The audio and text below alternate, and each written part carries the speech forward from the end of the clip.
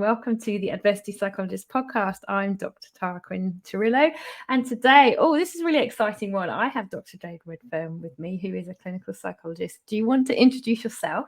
Tell us a little bit about what's brought you on today.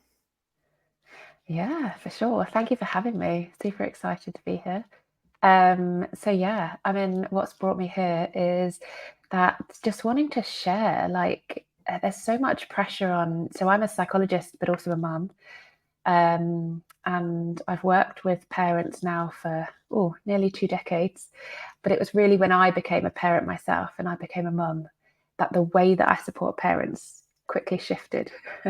I think having that own personal experience can really shift the way that you think about things.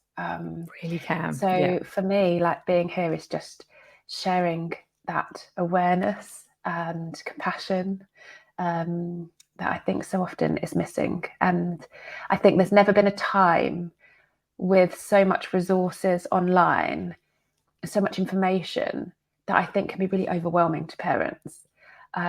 This fear of getting it wrong, or am I getting it right, or am I good enough? What is good enough? And absolutely, I'm so with you on that. I love the fact compassion. So you have a phrase that you use to describe yourself. So helping parents to lose the guilt and calm the chaos. I love that. Should we dive straight in with that? Because there's something that caught me there about that word compassion and obviously that word guilt as parents. So should we start a little bit about what have you noticed in yourself? So obviously with this podcast, it's about people's lived experiences with a sprinkle of psychology on top. So as a psychologist and a parent, what do you notice around guilt, or what do you notice with the people that you work with? Yeah, absolutely. I mean, for me, I think I'm not really sure what I expected before I became a parent, but I think I had maybe had consciously or unconsciously these kind of beliefs that, this can't be too hard. I'm pretty equipped. My life's going all right. I'm ready, I think. And I've worked with parents, I've worked with kids for years. I know lots about children and life. So yeah, I'm pretty equipped for this. And then my lived experience of becoming a mum was, it quite frankly floored me. And I think what it's been teaching me, along with my lived experience and the experiences I'm gaining from the work that I do, is that you can have lots of knowledge. You can have all these ideals of how we thought it would be, or how we thought we would be as a parent. And then you're smacked with reality. I don't think anyone can quite prepare you for the sleeplessness.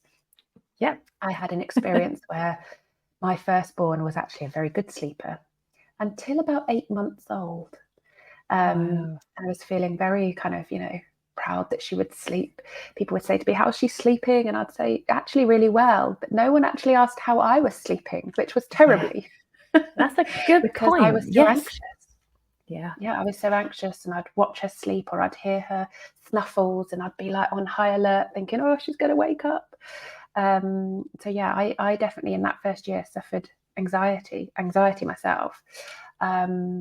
Just around, I remember even asking, I think it was my mum, I asked her, is there ever a day when a child or a baby of any age doesn't cry? I was obviously feeling so overwhelmed with my own feelings, but the feelings of this child, this baby. I think I just wasn't quite prepared for the emotional kind of stuff that was going to come up for me as a mum. I thought it would be this kind of right, you go to these kind of, NCT lessons, and it's, how do you bath a baby? How do you physically take care of a baby? But how do you take care of your own emotions and reactions and feelings of comparison to other mums? Yes. I remember being out once, and I was having some feeding challenges, shall we say, and just looking around and seeing other mums delighted at their baby waking up. Delighted they're waking up, and I'd be there slightly anxious, thinking, please stay sleeping whilst we're out, because otherwise I need to feed you, and just then comparing myself and feeling like I was just not equipped for this. So that was a shock. That's resonating. It's so interesting that, well, there's loads of points that you've said there, but that people might presume, they're focused on the baby. How is the baby sleeping? So therefore, if the baby's sleeping okay, we must be. That's a really good point. That just, because your baby is doing something that might not be representative of what you're going through. So, as new parents, I don't remember reading anything. So my eldest is 14 now. Social media wasn't a huge thing then in terms of being able to be connected with other parents or learning about what you're doing or what you shouldn't be doing. But just that, actually we can be awake as new parents worrying, even if our child is asleep. And there's so much to worry about, isn't there? And brains are really great at sending all of that at 2-3 in the morning, which is usually when babies are waking up for night feeds. And just let's bring in the guilt then, because then we can come on to maybe how do we have a bit more compassion. Is what did you notice, or what do you notice in the people that you work with around guilt in parenting? It's such a huge topic to cover. It's almost a podcast episode in itself. Yeah, I think as humans, we naturally are, for most of us, quite inquisitive about, what we might be experiencing. And I think our brains have this wonderful way of, as we gain new information, we do this really great job of looking back and thinking, I should have known that, or okay, so I could have done that differently. I should have done that differently. I mean, the word should comes up all the time in parenting.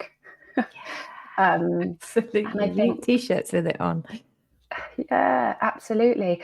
And I think because there's this idea that we're the parent and they're the child, and therefore we are the nurturer, especially for mums. We give out so much. We have to take care of. There's responsibility suddenly in your life is just huge, isn't it? It is. And I think sometimes we're depleted in many ways, and we end up feeling very stretched thin. And so when guilt comes up, there's this really strong feeling like, I think it's often the pressure we put on ourselves about how we should be feeling. I should be loving this. I wanted this. And for many of us, we wanted this for a long time. Maybe we had a hard time getting pregnant. This was a very wanted child, perhaps. And then we're not enjoying it. There's a really common phrase that gets told to new mums particularly, but enjoy every moment because it doesn't last long. Oh my goodness, Or this horrible thing that goes around social media, which is you only have 18 summers. Oh, I keep saying that's really trending at the moment. Yes, I'm very aware of that. And it's really unhelpful and unhealthy for all of us. Yeah. Because actually I see parenting much more about a relationship that we have with ourselves as much as we form with our kids. And we are truly learning just as much, sometimes if not more, than our children, because, we've never done this before. We've been parented, and that can have a huge impact on us, of course. Stuff can get reactivated when we become the parent. But I think shifting that narrative around, what does it mean to be a good parent or a good enough parent? Guilt, quite often what we label as guilt, I actually think is this kind of fear of letting people down, fear of disappointing others, that we kind of turn it into guilt. Like the experiences we have, what does that mean about me? So often if we're not enjoying a moment with our kids, which I will put my hand up and say there are many, what does that mean about me? And so we go from I feel bad to I am bad. And I think struggle to sometimes allow and accept those feelings to just be part of the process, that it is okay, that you don't, I'm not a massive fan of doing arts and crafts and my kids love it. So, we do it from time to time, but I don't thoroughly enjoy it. I'd much rather be out kicking leaves and riding bikes and so we can feel guilty, but when we have these shoulds in our life that really play on our mind, like I should be this calm parent all the time because, that's what I've seen on social media, and I shouldn't ever shout at my kids. So when we do, we feel this immense amount of guilt. Yeah. I think a little bit of guilt can be really healthy, because if it's linked with and aligned with our values of teaching us, okay, I need to do something about this because something within me, I'm struggling.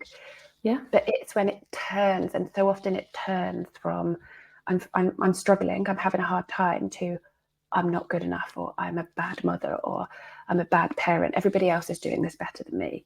And that's when I think it gets very sticky and heavy. And I guess sometimes in therapeutic work as psychologists, we kind of talk about the difference between guilt and shame, don't we? And I sometimes think that kind of concept of a thought that you might have in a moment, a transient thought, can sometimes then become more globalized. So as you say, that difference between in this moment, I am noticing I'm feeling guilty or I'm overwhelmed or I'm anxious. But then that can sometimes become more global in terms of I am in every situation, or then noticing perhaps those, what we call those future focused thoughts. This is how it's going to be. I am a rubbish parent and I'm going to be. And then it can even open out into this is what everyone else is seeing and thinking of me. And our thoughts can just snowball. And that can have a tremendous impact then on our mood and our overall well-being, can't it? And there's so many there that resonate with me. The amount of time, I'm just thinking, just parents who may also have other commitments. You know, if you're caring for an elderly relative, if you work, how you juggle it all. So we're both psychologists, but we're both parents. So I have two children as well. It can be really hard, the guilt stuff, just parenting a child, let alone when you have other demands on you, other deadlines, other things that you need to do. That guilt can really magnify. And I'm just wondering what that does to our ability to sometimes be compassionate with ourselves and how we can maybe bring a bit more of that into our everyday lives as parents. Yeah. And I think acknowledging the feelings. Feelings don't want to be fixed. They want to be felt. Yeah. And this is true of every human being. And so a lot of the time we lead such busy juggling lives that we kind of don't allow ourselves permission to feel what we feel. And we do, all of us, psychologists included, stuff them down, get on with what we need to do. Yeah. And then it starts, it starts to rise up, right? Because we have all of these different responsibilities. I think, first of all, if we can acknowledge how we're feeling and find, whether it's a best friend, whether it's another school mum, just someone that gets it, that just says to you, oh, I know. And you know that softening feeling within you that just goes, oh, okay, I'm not the only one, or I'm not. It can be really validating, that, can't it? To hear. Absolutely. Yeah. Acknowledging that we're all different. Some parents long and wish that they could stay home with their kids, right? That they didn't have to work. And that can be really tough. Some parents, I'll put my hand up to this one, I enjoy having my space and working. But it does also, two things are true. I love having my space from my kids and I miss them, and I think sometimes allowing for those feelings, permit those feelings, it makes sense that I feel this way. And I guess what I think it often leads to is this desire to rescue our kids from their feelings. So often when parents first become a parent of two children, suddenly it's like, how do I juggle and manage everybody's needs? And mine just get pushed to the bottom of the pile. How do I meet everybody's needs all of the time? Like, how do I do it, Jade? And I say, you don't. You don't. And actually we can develop this compassion that our needs cannot be met all of the time in every scenario. And that is a part of life. And to validate that and say it's really hard when you don't get what you want or when you don't get what you need all the time. But there's so much pressure to do drop-offs and you're late for pickup, or, I've forgotten the snack on a Wednesday because there's art club, and my son has allergies and I forgot his oat milk, so that means other kids are going to be getting milk and he's not, there's so many things. It's never ending, isn't it? It's like hurdles, I often think, in a race, isn't it? There's something that comes off the back of that. And there's something in this, I think is a process, not an outcome, not something you can just tick off. That how do we learn together collectively to embrace our humanness and accept that we're flawed, like fundamentally, and I think that's a huge passion of mine for myself that I'm doing alongside my clients, is accepting and embracing my imperfections. Because I do think this allows our kids, kids are learning from us all the time. They're watching us. They're like little sponges. How do we allow them to be imperfect and to be flawed and to make mistakes and to have compassion? Is, we model it, we practice it, we mess up. And I think that's really healthy, because there's a lot around at the moment, isn't there, about kind of perfectionism and how that can impact kind of overwhelm and burnout. And quite often, so I'll let you into a little story. When I had my second and I was up feeding him in the middle of the night, I had an email from a friend. I'm sure if she listens to this, she'll know who she is. And it was 1 a.m, and it was about a kid's party. And we had this little kind of nighttime chat. And then years later, that's always stayed with me, that was her time when her kids were in bed to just be. And then I read an article about this, about that for some mums, particularly late at night is the time where the demands stop. But it is a time then where they might then be catching up with admin. So you can get a little bit caught up in that. I still have to do it all. So there's that little bit of, it's a time for me to just be me. But then you're catching up with admin, you're organising parties, you're doing things. And actually how unhealthy that is to model to kids, that you'll push yourself to the point of burnout, to remember that well-booked outfit or wear yellow or whatever it is that they have to do, or bring a cake, and everyone else looks like they've made one for hours off Bake Off, and I've run to Sainsbury's and got my kind of a bit like Bad Mums in the movie, got my donuts in a plastic container. And there's a bit of shame there sometimes, isn't there? But it's being able to notice then and leaning in and being okay with not being able to do it all, that we might not have to be juggling or spinning all of these plates and doing it really well, that it's okay. And I'm just thinking, actually, I hadn't thought about that before, in terms of how good that is to model maybe to other mums and your own children, that it's okay to mess up, to be human. And I would actually argue it's necessary and it's needed. I would actually say that the greatest lessons we learn are life lessons, like the natural kind of consequences that we all learn in life. And I think that, what kind of precedent are we setting for our kids if we're aiming for perfection? Because we're kind of saying that I need to be this perfect parent and be showing up and doing all the right things, saying all the right things. I don't even know what that would look like, but this unobtainable presence, and our kids are looking to us and thinking, who am I and who do I want to become and what kind of life do I want to lead? And that pressure really. And I guess I sometimes think to myself, what story would I like my kids to say about me? That's a good one. I always come back to this idea, like, that my mum messed up, she made mistakes, but she loved us. And she owned it, and she took responsibility, and she spoke kindly to herself, and she's taught me how to be human, and that it's okay to be who it is that I am, not who it is that society feels that I or we should be. And I think that's very freeing. It's a process, though. It's not something like we can just learn, I know how to do that now.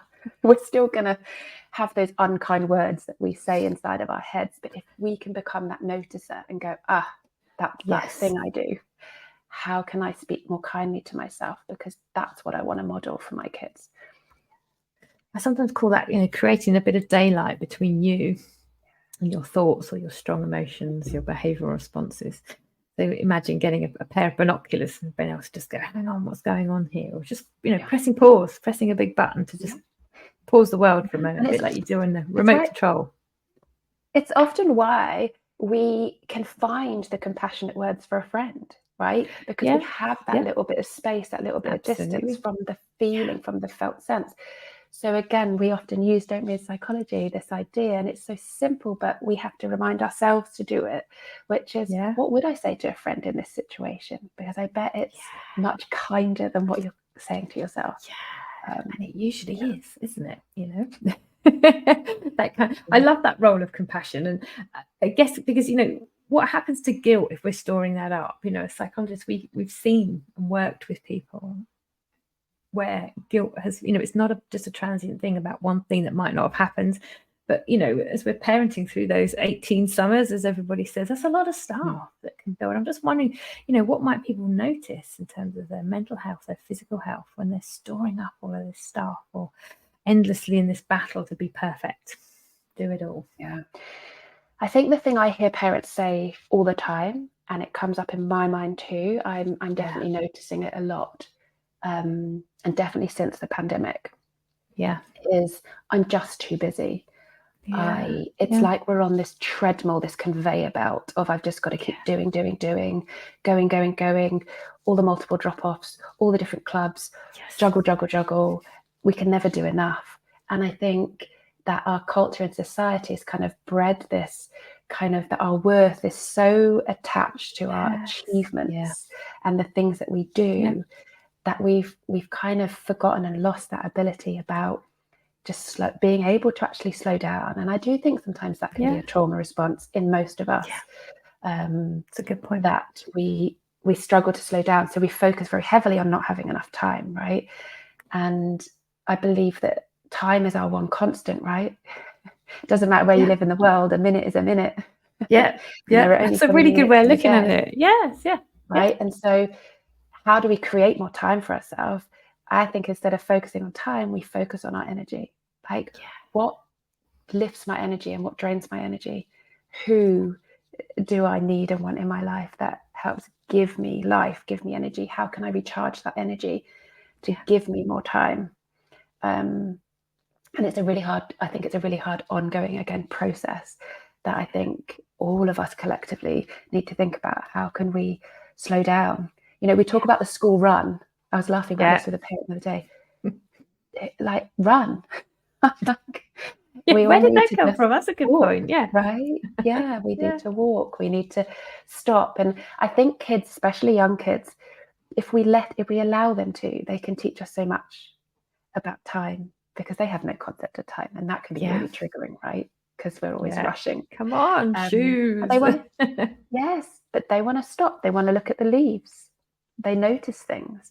And I think sometimes we can stop and pause with them. Like, what's an extra 10 seconds? Take a breath and notice the leaves with them. And I think simple things like that can really help our health. But I think, if we allow the guilt and this rushing, our nervous system's always going to be activated. Physical, and then what happens? Right, it's a very physical thing. It affects our sleep, which we know affects our mood. And then we start to see our kids as threats. They start to become a threat, because we start to see them as something that is threatening our kind of nervous system, our livelihood. And that's when we can get into battles with ourselves and our kids. And so it's kind of this vicious cycle that we can get stuck on.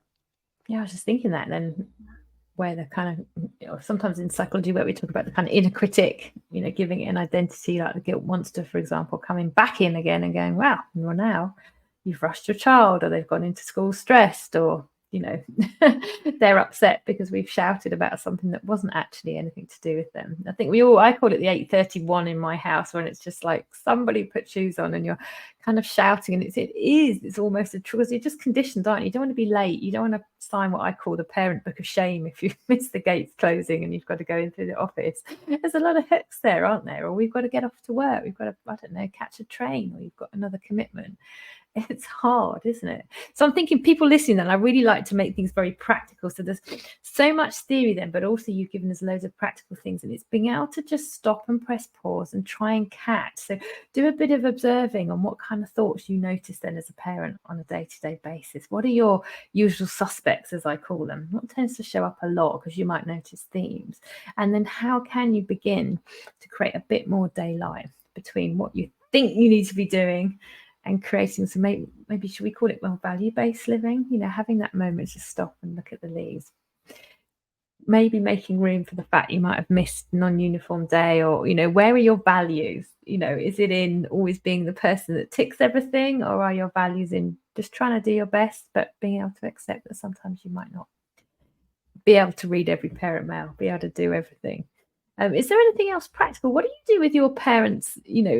I'm just thinking, when you're kind of sleep deprived, I'm thinking, maybe we're talking a little bit more about, new parents here, but I'm just thinking, when you're sleep deprived and your cognitive functioning is slightly different, how able people are to be receptive to some of these ideas, and how able they are to catch some of this stuff and put new things in place. Yeah, I was talking to a parent really recently about how do I find time for myself when there is no time. How do I get rest when there's no time to rest? And I think we have to get creative. And I think, first of all, saying out loud to yourself, I'm sleep deprived. Sleep is a form of torture. It's like So sometimes it might be, can we set up a task with our child where we get to kind of be there, but we're not necessarily, can we set something up? So again, it might be arts and crafts because your kid loves that, or and sometimes I guess just going on a steady walk and not necessarily feeling like maybe you want to get back to your running, but right now, actually what your body needs is to walk. And that's okay, because you will get back to your running in time. And just really tuning into our body. I think our body really, holds the score and will let us know. And if it's feeling tired, thanking our body for all that it's doing. Kind of actually it's a bit of kind of gratitude work. Yeah. Sometimes we can be really harsh and critical because our body has changed shape, or we're looking older, or and just finding those kind words to say, thank you for all that you've been through with me. Because life is one long journey, right? But I think just acknowledging that tiredness is a real thing, and it's not a weakness, it's not a flaw. Yeah, that's a good point. What would happen if we didn't fill our car with fuel, or charge our phone up overnight, which happens regularly, I forget to, and then it's got no battery, it doesn't work. We're not too different, and I think if we can maybe have that visualization of plugging ourselves in, and sometimes just de-stimulating our worlds, simplifying it, come off of screens, have a break from your phone, because I think the more tired we are, we can get drawn into these kind of habits of doom scrolling on social media.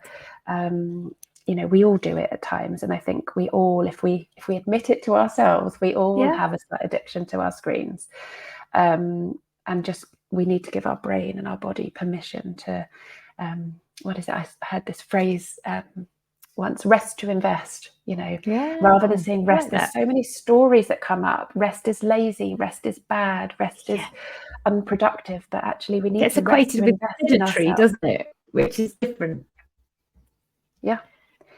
Because we're praised from a very young age of our achievements and the things that we've done. And I was recently asked to write on this little cloud for my son, he's only 3, and it said, "Wow, I am proud of," and there was this cloud. Wow. And the first natural thing was like, oh yeah, I'm proud he's riding his bike, he's doing all these things. And I stopped and I paused and thought, actually, true inner confidence comes from us being able to know that who it is we are is enough. And so I said, I'm proud for who it is you are, that you're kind, and that you're easy to love. And that was it, instead of it being about something that he's done or a picture that he's done. So I really like giving ourselves permission to slow down, and not comparing ourselves to other people. That's a hard one. It really is.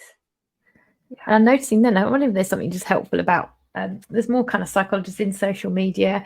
And I know obviously we have to be super boundary, but I think it is good also for other people to see that even psychologists who maybe have a little bit more access to theory and knowledge around what happens with our brains and our bodies, that we experience stuff too. But just showing then your ability in that moment just to catch yourself, wow, actually maybe this is a bit more goal orientated. What are my values around how I want my son to see himself?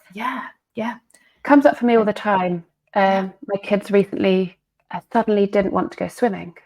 I won't go into it, but it really triggered me in the moment, because we had 5 minutes to leave, and I was saying out loud, I said, but we've paid, but you love swimming, but we're going. Anyway, long story short, I can reflect on it, and I think it's what we then do with that. Are we then harsh and critical and beat ourselves up and think, oh, that isn't what I'm trying to do and how I'm trying to show up, or I got annoyed, or I got frustrated, or maybe I shouted, or actually that wasn't my intention, it isn't what I wanted to do. We all, psychologists included, get triggered. It's what we then choose to do with those triggers. We can either treat those triggered moments and tough parenting moments as opportunities for us to foster more compassion, to learn, to grow, to heal parts of ourselves that, quite frankly, I never knew existed before I became a parent. If there's anything that anyone is struggling with, a symptom or a thought, I truly believe it has a story to tell.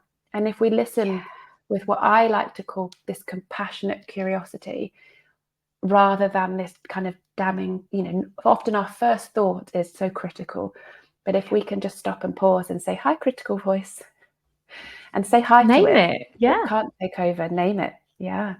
Give it an identity. We can then bring in something a bit more compassionate, a bit kinder about, what we're learning about ourselves, Yeah.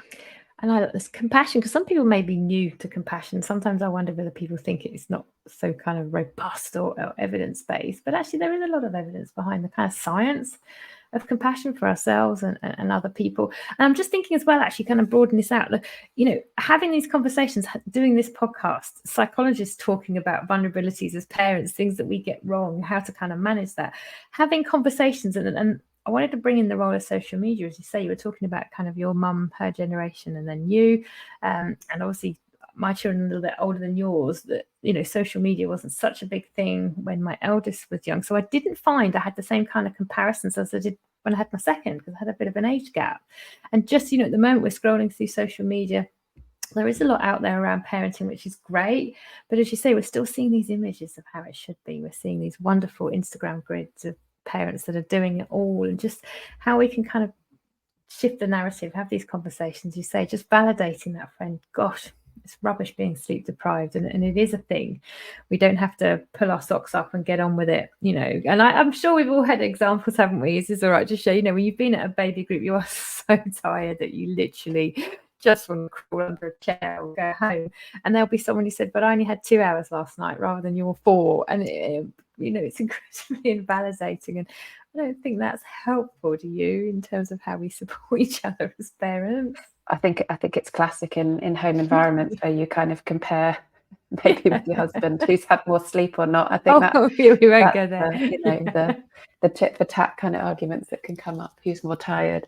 No, I mean, I think we all do it. And again, I think if we can acknowledge that that's around, I think it's really important. And the more we can connect and share, and it doesn't have to be in this public, environment on social media, but just with a friend, that we have this phrase, particularly a British phrase of "How are you?" and people say, "I'm fine." "How are you?" "I'm fine."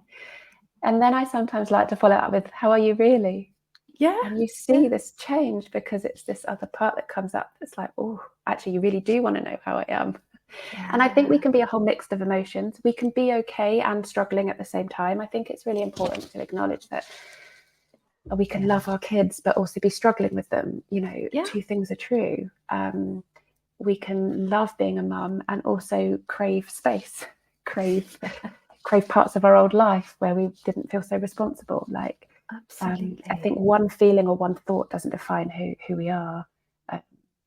And finding your connections in your life where you feel you can be who you are and not have to put on a front or a pretense that everything's okay. And that could be hard, because for some people, we've been sometimes brought up that that's what you do, that you keep these shameful feelings hidden. And a lot of us have been raised in a very much more behaviorist kind of way, where we were kind of shamed for our tantrums or our meltdowns, which actually underneath shames the feeling, which is just that we're struggling. So I love having phrases like, I have a good kid having a hard time, not a bad kid giving me a hard time. It just really changes our mindset around, I'm also a mum having a hard time. It's really important that we can say these things. I have these mantras I tell myself daily. Because I think that was going to bring that in, actually. So that's really important, what you were saying about, how we've been parented. So not in terms of a kind of a blaming things in different generations, but sometimes what we have been through as individuals. Now, this is an area that you kind of specialize in terms of how that may show up in our own parenting style or the responses as well. And maybe just helping people to understand that a little bit more. Yeah, absolutely. So I guess, I don't know if anyone listening has ever had this experience where you've been in a situation with your kid or you're your partner, and suddenly something's come out of your mouth. It could be you've said something, or a look that you've given, or you've shouted, or anything that's just happened in the moment, like a quick reaction. And then a part of you's kind of been a bit gasped, like, was that my mum? Was that oh, where did that come from?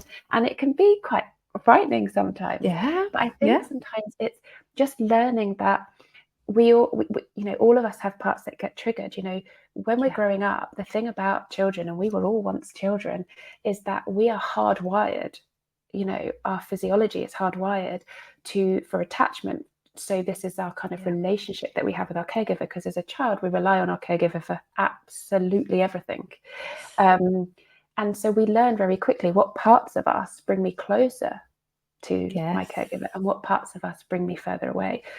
So parts of us that create smiles and warmth and comfort and, you know, and what brings me away. So often if we as children were quite often, you know, I know when I was being brought up, the kind of behaviourist, what was it, the super nanny thing that was around, which was the kind of naughty step, or, you know, sending kind of children away. And now for many parents, certainly in my community, we're trying to do things a bit differently, and it's hard and it's messy and it's not linear. And we do say and do things that does come from our past, but acknowledging it and saying, there's that thing again, there's that voice again, there's that thought again. You know, I get that feeling and that thought come up where I sometimes want to say to my kids, go to your room. It wants to come out my mouth. And because it's what I was told, you know, but actually we want to change that, and we want to be there for our kids in a slightly different way. But it's this dual process of having to be there for ourselves in a different way too. So we're kind of, it's this concept of like how we're kind of reparenting ourselves at the same time as parenting our kids. And that's why I think it gets very messy and very tricky, but we're doing it imperfectly. I can't stress that enough, you know, and we're learning as we do it. But I think it's just learning that actually what lies beneath these behaviors for us and our kids is the most important thing. I often say with patients over the years, it can sometimes be helpful to just separate the person from the behavior.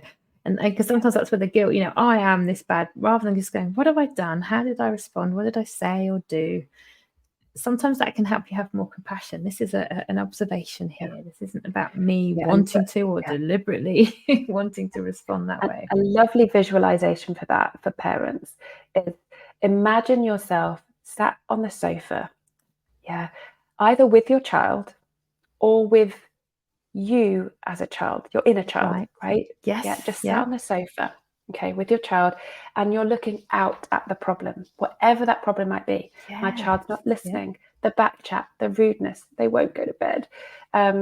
Or if it's with yourself, the shout, the struggle, the thing that you're struggling with, the thing that you're feeling guilty about. So you're sat on that sofa and you're looking out at the challenge, the difficulty. It just gives you a different visualization. It's me and my child as a team against the problem, as opposed to seeing yourself or the child as the problem. Really a little bit of almost like kind of externalization there, where you're kind of taking the problem out of. Sometimes it can have a little play on words, rather than my depression, we say the depression, and that can sometimes just create that. I love that. That's really easy for people to bring to mind as well. I'm a visual person, so and I think to be able to actually visualize a concept, an idea, and think, and give yourself permission to do that. Give yourself permission to sit there for just a minute or two and breathe and imagine that, visualize it. And I guess that's the thing as well, that people can maybe help to monitor how they're doing, if that makes sense. So I'm going to try, let me just see if I can find a visualization that works. Just allow, even if it's just coming up with how that's going to work. You know, are you going to have an inner critic as a person, or are you going to have an object? And just allowing yourself very gently, and almost like treating it like little stages, perhaps. Because I wonder whether sometimes people think they have to find solutions and it has to be instant. I need this thing to fix this thing that's happening with me as a parent. And actually what I've learned from you today is that more about process. That's something that's really kind of come out for me. So what I'm thinking then is, most people listening are going, hang on a minute, this podcast is ending. How do we get more? So people are going to want to hear more, including myself. Where do you hang out? How can we find you? So I run an Instagram account where I talk lots about kind of imperfect conscious parenting and how to lose the guilt and calm the chaos, as we say. And that's just at Dr Jade Redfern. I also run a free Facebook group that's called The Conscious Parent with Dr Jade Redfern, and that's free, and that's where people can come and join and just learn a bit more about me, my approach. It's very, very kind of affirming of all that we've been talking about today, and the imperfections of parenting and normalizing of the challenges. So yeah, and then I also run a paid community. So I have a membership. So parents who feel, actually, I want to take some action. I want to change a few things for my family and work on this stuff a little bit more. I have a paid community called the Inside Out Parenting membership, because I believe that so much of parenting is about how we help ourselves, help our kids, this inside out approach. And again, that's a very normalizing, compassionate space to be for parents too. Those are probably the main places. And we'll make sure all this is in the show notes as well. What I really love about your Instagram is, again, because you can say you like visuals, your videos are very easy to digest. The concepts are very easy to then use. So I think people would really benefit from that. So we've had loads of nuggets from you already, but if you were to leave us with one adversity takeaway, what would that be? Oh, what would that be? I always struggle to find one. Typical psychologist. I've got hundreds. But no, if I had to find one, it would be that kids don't do what we say. They do what we do. And we can either use that in a critical way, like this pressure, or we can flip that around and say, I want my kids to grow up and know that who it is they are is more than okay, and that they can make mistakes, and that they're still a good person, and that's how we learn. How they're going to learn to do that is by us learning and modeling those imperfections and flaws that we have as humans, and that truthfully, our health and happiness is the best gift you can ever give your kids. I like that. I'm going to toddle away this evening with my teenager and try and be even more imperfect and allow it. And make a mistake on purpose. Absolutely. Literally make a mistake on purpose. Spill something, and then practice that compassionate voice. You're showing them. I'll be messaging you later when I have when I have done my homework. Jade, thank you so much. I know because you are so busy, so I really appreciate you taking the time to come on. And people, go look up Jade. The lovely thing about the show notes for this podcast is they're all live. The links are there to click on. You haven't got to go Googling. So go and find Jade. And thank you so much. Really enjoyed this. A lot of food.